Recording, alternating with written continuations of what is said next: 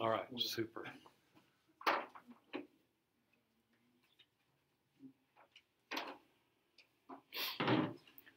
All right, so we're going to move into this new section of we're still in our Developing a Biblical Worldview study. And so we're moving into a new section.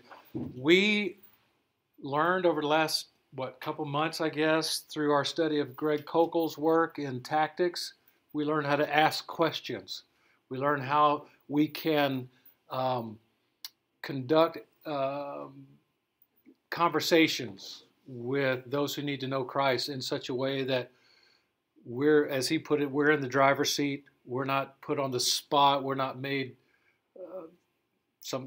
let's face it, we're not made to look ridiculous, although it can still happen. But he's taught us how to maneuver in those situations, focused on asking questions. Well, so tonight we're going to begin to look at how do we answer questions, because there are going to be questions, and we need to know as best we can how to answer them. I took a course through Biola University in California on apologetics, and so throughout that process, one of the books I was supposed to read was by a very well-known, famous, well-respected apologist. I'm not going to name his name. And I got about 3/4 through the book. What I did was I have the book, and then on top of it, I listened to it on my iPad while I was reading it at the same time. And the process he went through, in my opinion, was ever-loving ridiculous.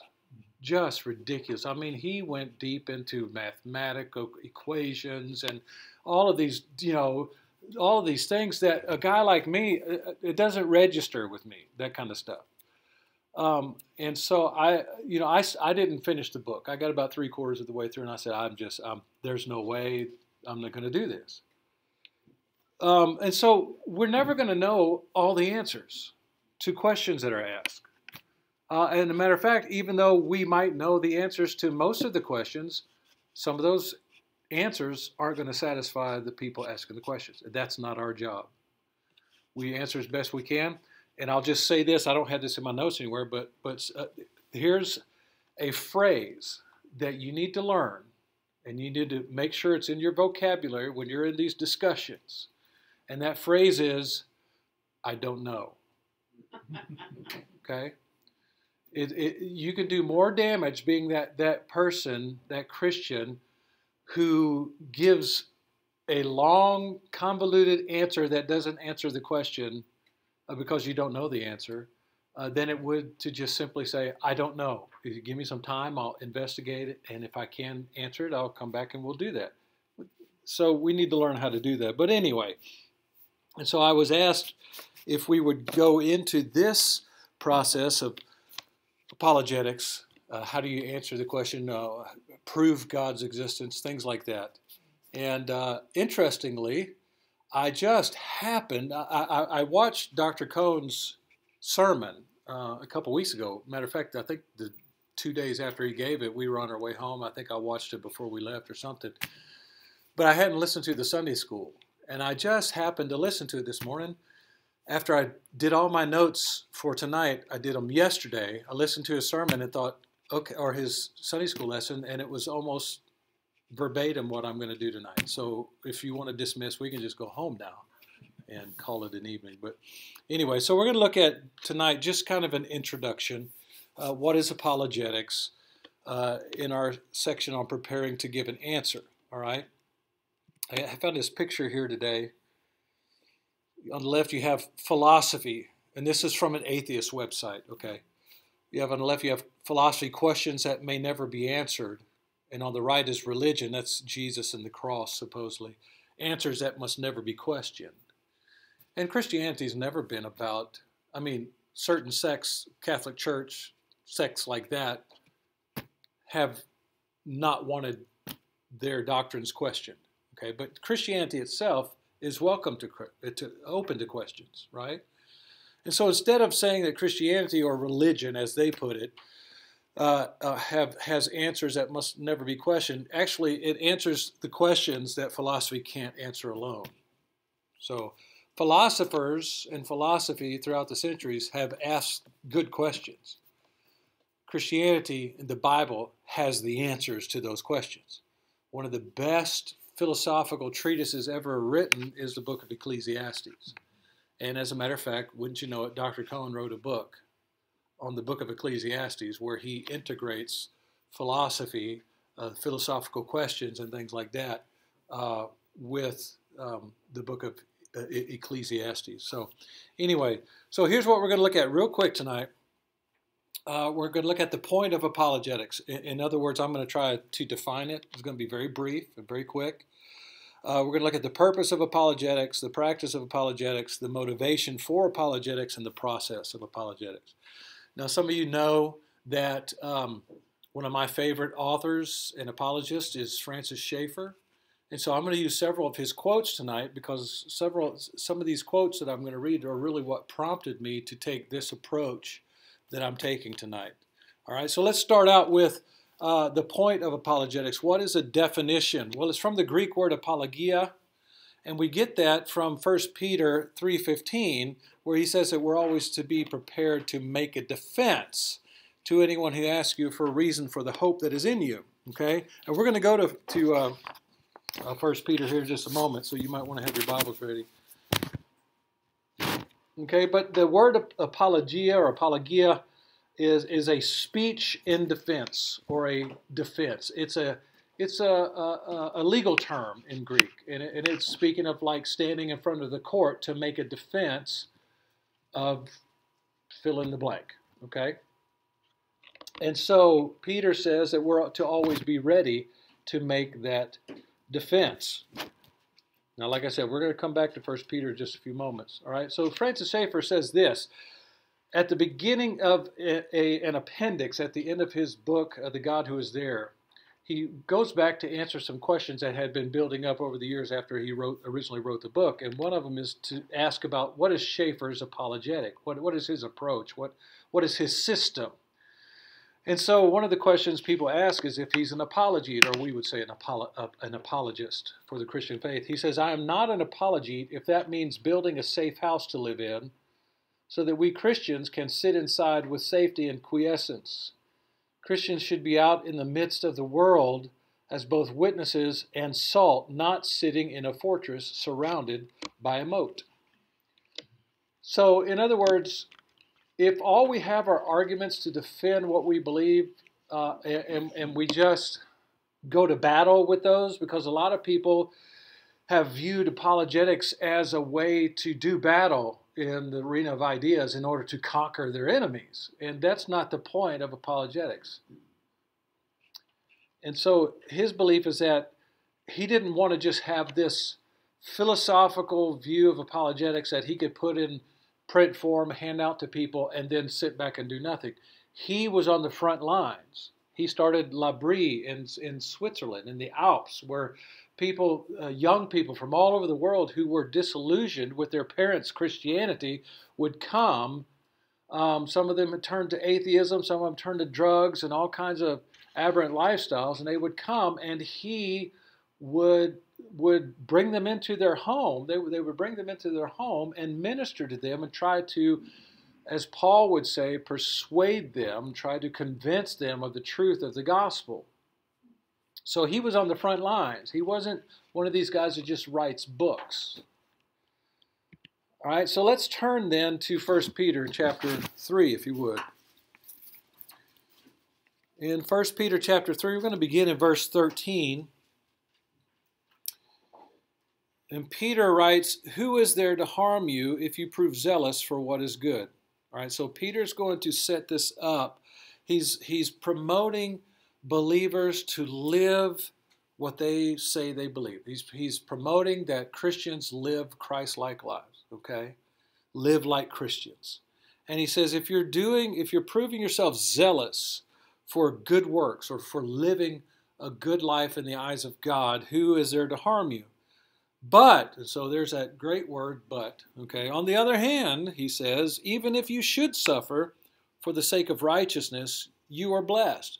That Greek word there, blessed, literally means happy, okay. And so he's saying that, or he's realizing that believers are going to be persecuted for their beliefs, even if they do live good lives and do good works. And so he goes on and says, do not fear their intimidation and do not be troubled.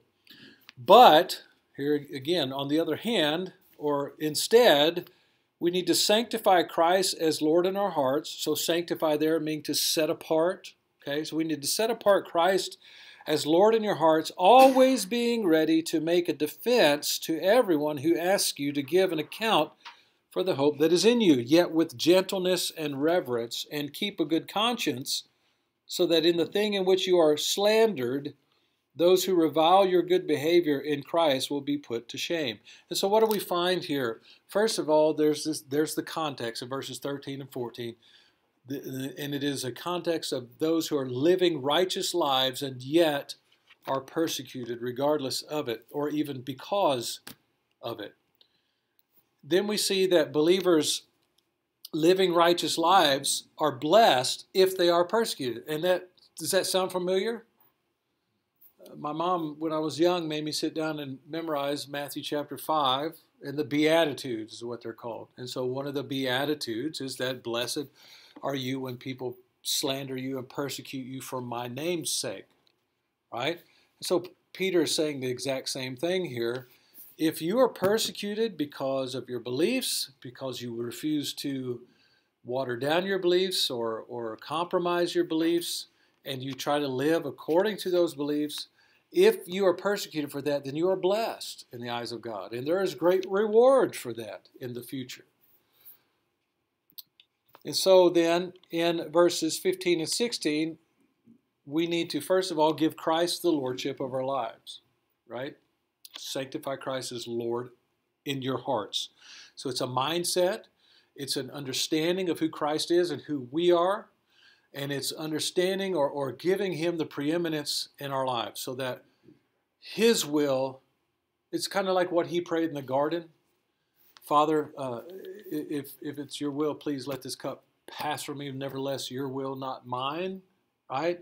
We need to have that same attitude. Philippians chapter 2, have this attitude in you that Christ had. Right? So we need to give Christ the complete control of our lives. And that's really a moment-by-moment decision that we have to make. It's not a one-time deal. It's an everyday, moment-by-moment decision that we make. And then because of that, or as part of that, we need to be prepared to provide an answer for what?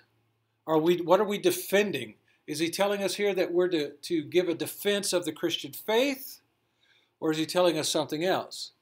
Well, he's telling us that we're to give a defense of the hope that we have. So here's the picture that he's drawing for us. We're living zealous lives, to zealously doing good, and yet we're being persecuted as if we're doing something bad. And when we don't allow that to drag us down, we don't allow that to make us completely give up, and people see that, then they're going to wonder, how is it that you can bear up under this without completely collapsing? In other words, there is a hope that we have. We cling to that hope. People see it, and they want to know how they can have it. So it's not technically a defense of the Christian faith per se. It's a defense of our behavior because of what we believe. And that's when we can bring in, kind of under the rug, if you will, our Christian beliefs. Does that make sense? Okay. All right. He says that we need to have a particular mindset or attitude when we do that, and that is gentleness. That word gentleness, the Greek word, literally can be translated as humility and fear. Right? Not fear of men, but fear of the Lord. And then he says, on top of that, we need to keep a good conscience. Now, maybe that is meaning our personal behaviors in the midst of that persecution or pressure. Maybe we don't lash out or things like that. Or maybe it's just a general, keep a good conscience by your general behavior all the time. Okay? Because the one thing that can harm the Christian conscience is when we sin, right? Am I the only one that gets bothered in my conscience when I sin? Am I alone in that? You are just not going to admit it, are you? I understand. I wouldn't do it either. All right? And what is the purpose? So that those who slander you, he says, will be put to shame. So again, it goes back to also what Paul says elsewhere, is that we're not to take our own vengeance. We need to leave room for the vengeance, for God to avenge us. Instead of lashing out or something like that, when we live what we believe and we don't allow the pressure to crush us, we demonstrate that we still have hope, and we keep a good conscience. Those who are slandering us, and of course slander is a falsehood, those who are slandering us will be put to shame. All right? All right, so then we want to look at the practice of apologetics. Francis Schaeffer says there's no set formula that meets everyone's need, and if only applied as a mechanical formula, I doubt if it really meets anyone's need short of an act of God. I would say that anytime we minister to anybody and it's effective, it's an act of God. But anyway, you know what he's saying. So he says this because he wanted to make sure, and they tried to, at Labrie and in his ministry, they tried to make sure that everyone understood that what he was teaching is not this, okay, regardless of whoever you're talking to, you do 1, 2, 3, and 4 in that order with every person. He's trying to say that's not what he meant. And he's saying that there's no set formula. So there are different, I guess you'd say, different categories or approaches to apologetics that people take. So you have someone who's a classical apologist, and you have someone who is a cumulative case apologist, and you have someone who is a presuppositional apologist, which I would lean in that direction. But I'm really an all of the above apologist. I'm kind of in Francis Schaeffer's camp, that it's going to depend upon the person that I'm dealing with at that moment. So I'm not going to try to apply this ABCD approach with every person. I'm going to ask the questions. What do you mean by that? How do you come to that conclusion? Those things that Kokel taught us, right? And so turn to Acts chapter 17. Now I know Chris took a great time to talk about this the other day, so I don't think we have any disagreements. He said, and of course, being one of his students for years, I know you look for the verbs. Anybody remember that? How many of you were here for his teaching? Most of you? So you look for the verbs, right? All right, so we're not going to go through this whole passage, but we're going to go through some of it. All right, so in verse 16, Paul says, or Luke writes, now while Paul was waiting for them in Athens, his spirit was being provoked within him, and he was observing the city full of idols. So he was reasoning in the synagogue. So Chris talked about his approach. Every time he'd come to a city, what was the first thing he did? Go to the synagogue. To the Jew first. He did that everywhere he went, at least for a big portion of his ministry. So he was reasoning in the synagogue with the Jews and the God-fearing Gentiles, and in the marketplace every day with those who happened to be present. Now let's just stop there real quick, just another observation.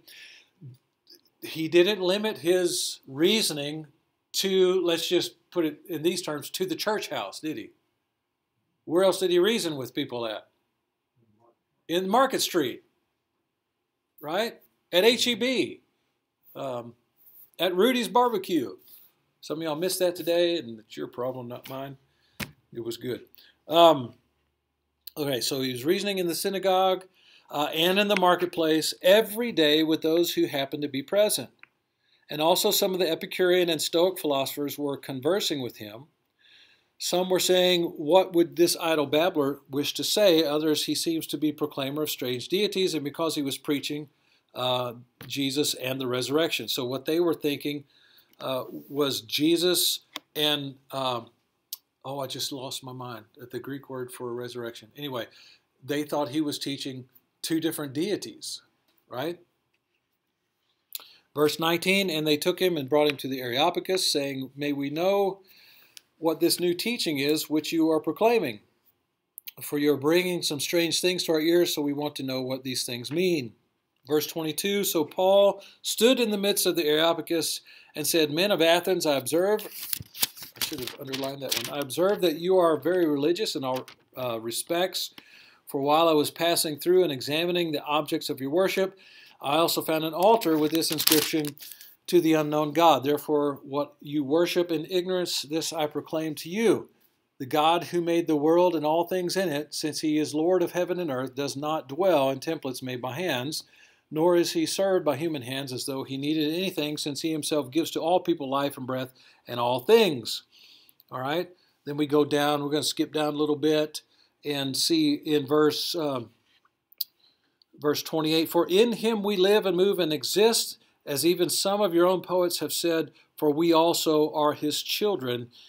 And then he goes on. So we're just going to stop there. So we don't want to spend all night on that, okay? So what do we find? Just a quick overview of this. What do we see Paul doing?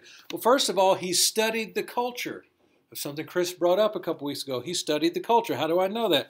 Well, because he says in verses 22 and 23, I observed, right? As I was passing through, I was examining. And those are the words from the Greek word theoreo, which means to inspect. It's used of an officer who would inspect the troops to make sure they were prepared. It also has the idea of contemplating something, really thinking about it. So I believe, if I remember, it was in the present. It may have been in the aorist. So regardless, his idea was that he didn't just look at it and move on. He really was looking at all of these different idols that they had up. And it was, as he says, in verse 16, his spirit was provoked within him because he saw all these idols. And as I mentioned, I think this past Sunday, or at some time, who knows when I said it, that one of a Greek writer at one point said that it's easier to find a god in Athens than it is a man, because they had so many idols, and then they had these idols around town to the unknown God, because they wanted to make sure they didn't miss somebody, right? And so that's what he's focusing in on. And so he observed the culture. And so we need to be students of the culture. We don't need to buy into the culture, but we need to know what is going on in the culture. We need to know what's going on, especially if you have kids in school. You need to know what's going on in the school. Are teachers in Lubbock teaching, transgenderism? Are they promoting that? Are they promoting Islam? Are they promoting evolution? Are they promoting atheism? What are they pushing? Because those teachers, remember, every one of those teachers has a worldview. And most of the Christian teachers don't have a Christian worldview. I just read statistics that they asked, I don't know what the number of people they asked, but people who self-proclaim evangelicals, right? The question or statement, do you agree, disagree? Jesus is the greatest of all the created beings that God made. 50% of those who call themselves evangelicals agreed with that statement. Jesus is the greatest, created being that God made. 43% agreed with the statement that Jesus was a great teacher but was not God. Self-proclaimed evangelicals. So those Christian teachers, and I would say even in the Christian school that my kids went to, many of those don't have a solidly biblical worldview. So we need to know what's going on in the culture. We need to be prepared to face those battles. They're not going to be pleasant, but we need to be prepared. So Paul, while he's in Athens, he's observing, studying the culture. All right? He recognized the accurate portions of their culture. What we find there in in verse 28, for in him we live and move and exist. What is that telling us? Well, I think I've got it in my notes here.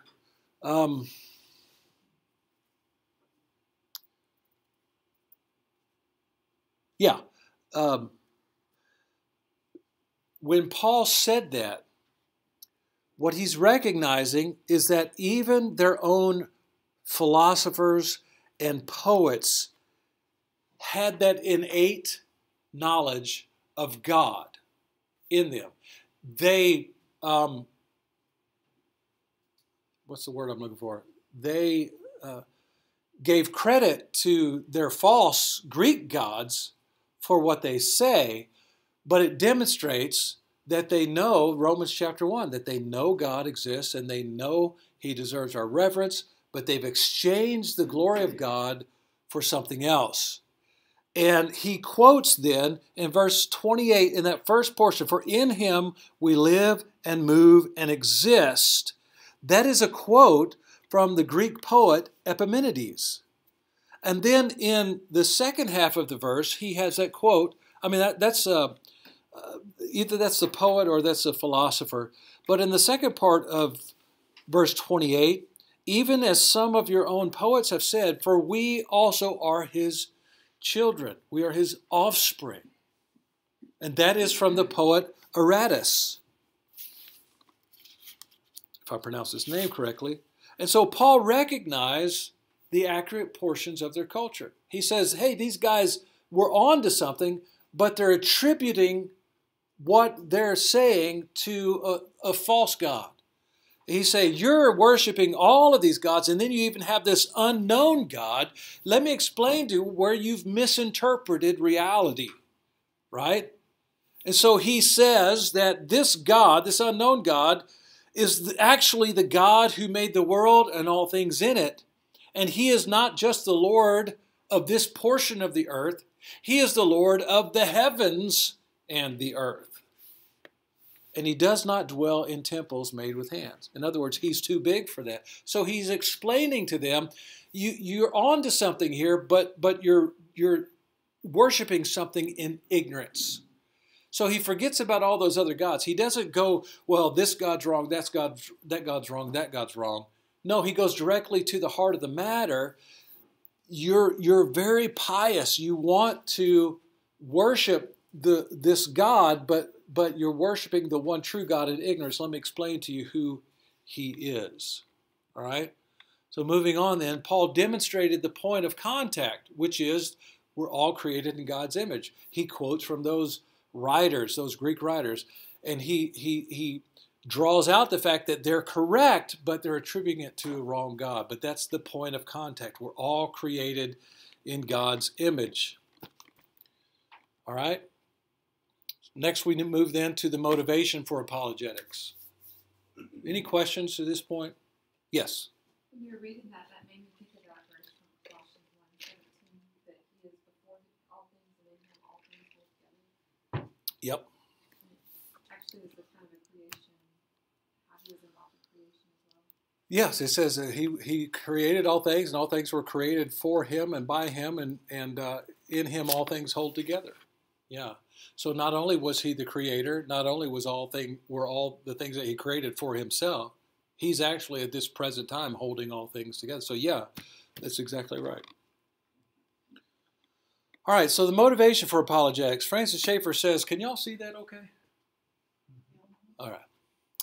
He says, when we have the opportunity to talk to non-Christian, what, if not the formula mentality, should be the dominant consideration? I think this should be love.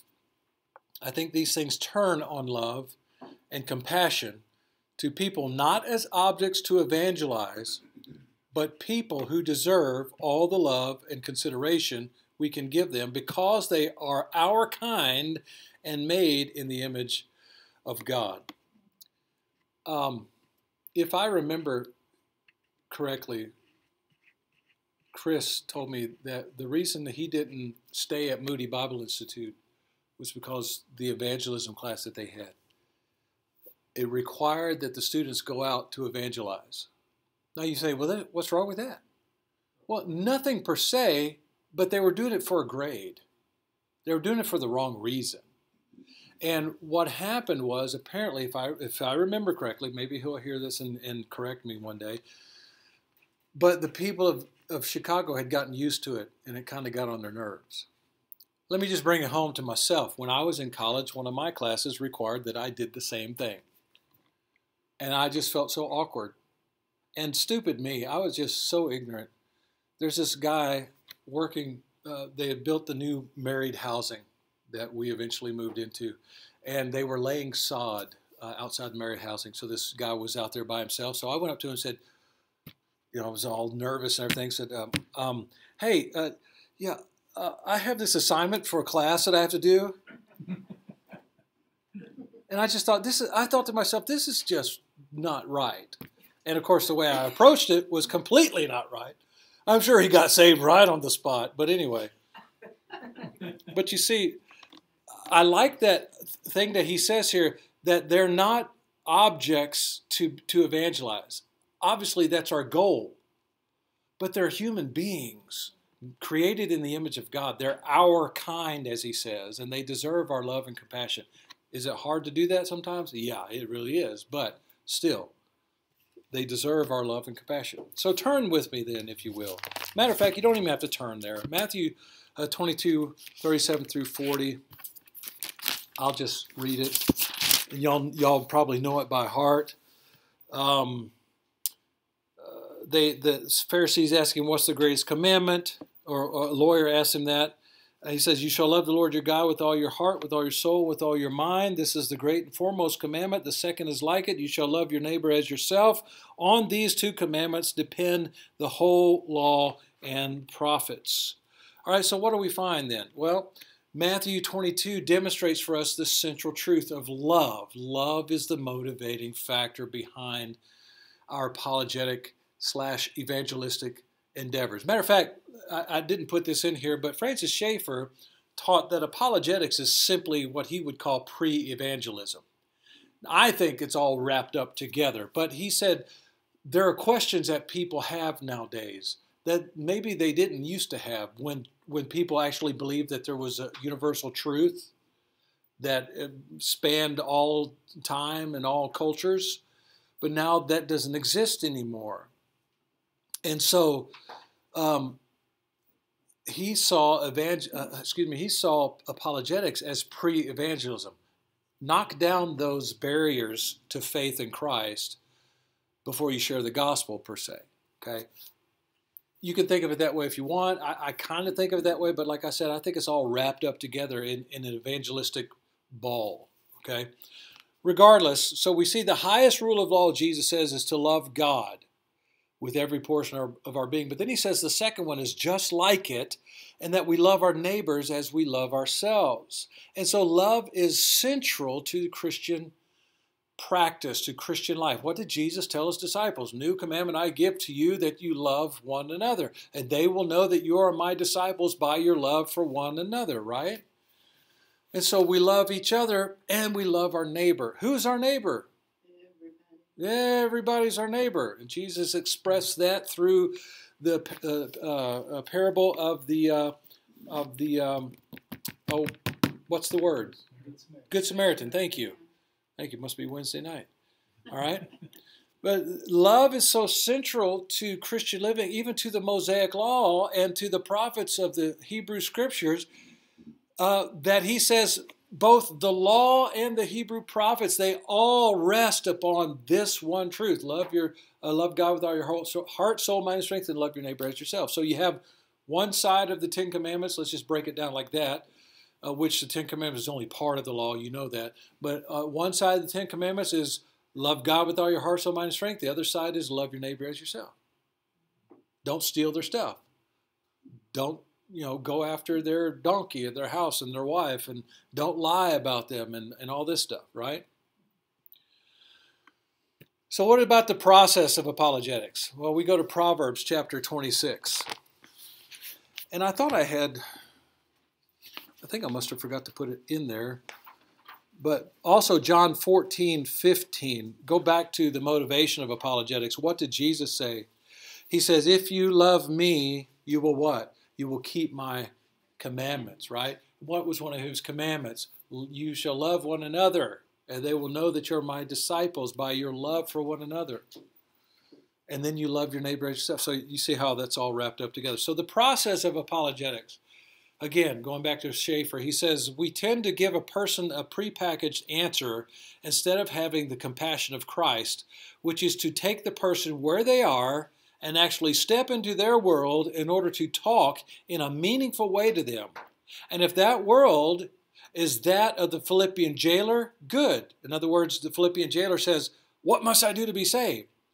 And Francis Schaeffer says, if I'm with Paul and Silas and the Philippian jailer comes to me and says, what must I do to be saved? He says, if I start talking to them about Christian epistemology, I've just ruined it. He says, I would give him the same answer they gave him. Believe in the Lord Jesus and you will be saved. Right?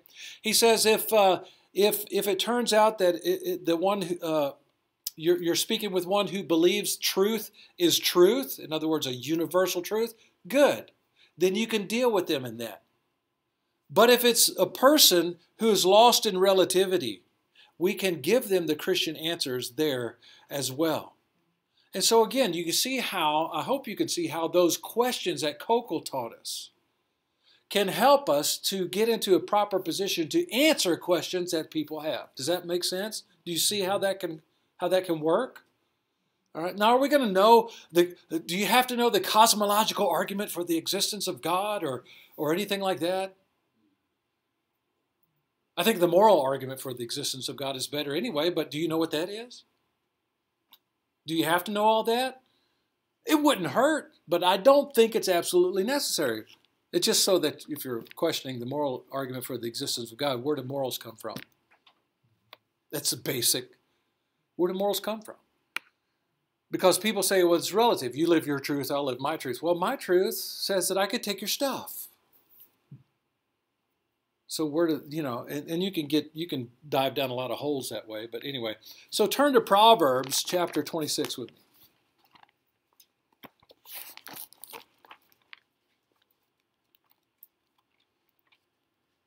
Proverbs in the New Testament, right? Okay, so look at verse 4. Do not answer a fool according to his folly, or you will also be like him. Answer a fool as his folly deserves, that he not be wise in his own eyes. Okay, so what do we see here? Some people have looked at that through the, especially in the Old King James, it seems to contradict itself. In actuality, it doesn't. It works together. So this gives us a picture of how we are to answer people where they are. Now, we're not saying that everybody's a fool. Okay, that's not the point. But this gives us an illustration how to answer a fool.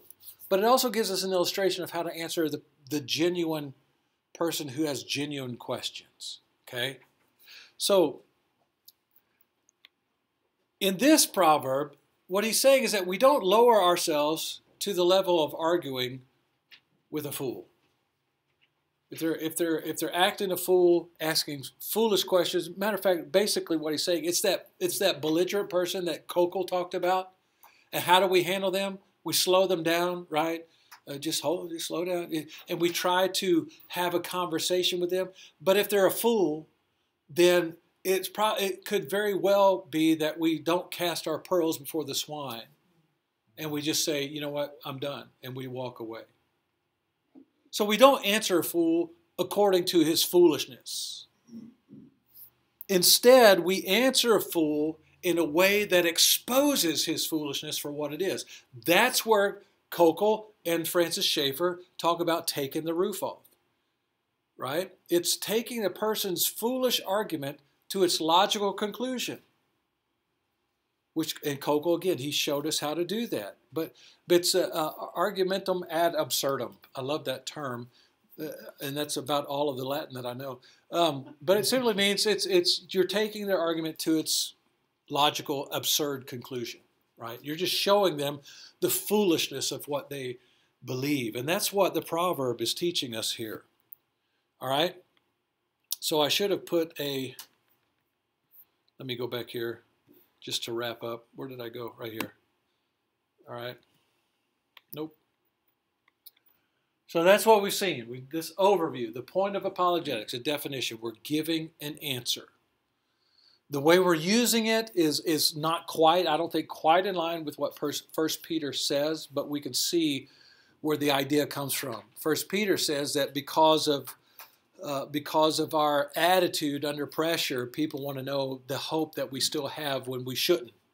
And so we're prepared to give an answer. But in that, we can give the kernels, the heart of the Christian faith. We can use it for evangelistic purposes, right? Okay, and we looked at the purpose of apologetics. It's to answer those questions. We looked at the practice of apologetics, where there's not a set rule. There's not a hard and fast, you have to give point A, point B, point C. You have to meet people where they are. That kind of takes us into the motivation. Love for the person. Love for the person who needs to know Christ. And then the process, again, there's not a hard and fast way of doing it, but we are to answer a fool, not according to his folly, but we're to answer a fool by exposing his folly, his foolishness for what it is. And in that way, maybe we can wake them up. Maybe the Holy Spirit. As a matter of fact, we need to also remember all this, that it's the Holy Spirit's job to wake them up. It's our job to give the information. Okay? All right. I don't know where we're going to go from here. We'll continue down this road of apologetic things. If you have questions, I say, hey, I have a question about this. How do we answer this question or something like that? Text me, call me, email me. My email is simply steve@cornerstonebible.net. So if you want to do that, yeah. Is there a list of frequency asked questions? Frequently asked questions. I don't have one, but I'm sure we could find one. I'll see if I can find one. Just curious. Yeah. Yeah. All right. Any other questions?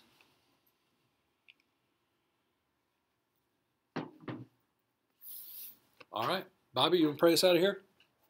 Lord, thank you for this time this evening. Thank you for teaching us about apologetics, and we ask that you let us learn